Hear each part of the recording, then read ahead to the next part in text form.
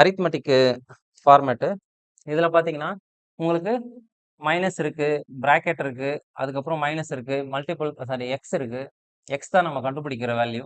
Okay. எக்ஸின் மதிப்பு தானே கேட்டிருக்காங்க. ஓகே. இதில வந்து ஈக்குவல் டூ வேல்யூ குடுத்துட்டாங்க. 176/8/3. இந்த 8/2 ஓகேவா? இந்த 8/2 நம்ம என்ன பண்ணலாம், ஒரு பின்னம் இருக்கு. அது கீழ இன்னொரு பின்னம் இருக்கு. அப்ப அந்த மாரி பின்னமா போயிட்டே இருக்கிறப்ப, அந்த கீழ இருக்கிற பின்னத்தோட வேல்யூ மேல வந்துரும். மேல வந்துருச்சுன்னா என்ன வரும்? 176 × 2/8. இத அடிச்சிடலாமா? 4 8 8, 2 8 16, 2 8 16. இதோட வேல்யூ என்ன? 22 ஒரு 2 மல்டிபிள் பண்ணா 44. ஈக்குவல் டுக்கு அப்புறம் இருக்கிறது என்னது? 44. அது கண்டுபிடிச்சிட்டோம். இப்போ பிராக்கெட். இந்த மாரி பார்த்தோம்னா நம்ம கன்ஃப்யூஸே ஆகும். ஆனா ஃபர்ஸ்ட் வந்து உள்ள இருக்கிற சின்ன பிராக்கெட்ட முடிச்சிருவோம். 20 - x அது ஒண்ணுமே பண்ண முடியாது. அத வெளிய கொண்டு வரலாமா?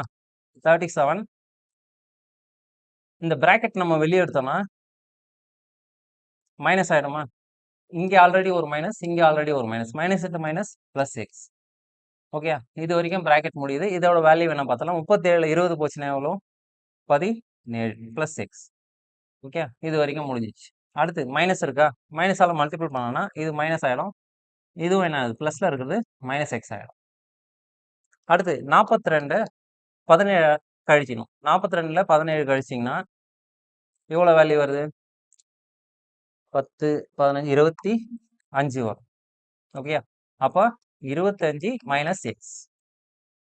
இது வரைக்கும் முடிஞ்சிச்சா? அடுத்து என்னது? 57 மைனஸ் 25 மைனஸ் எக்ஸ்.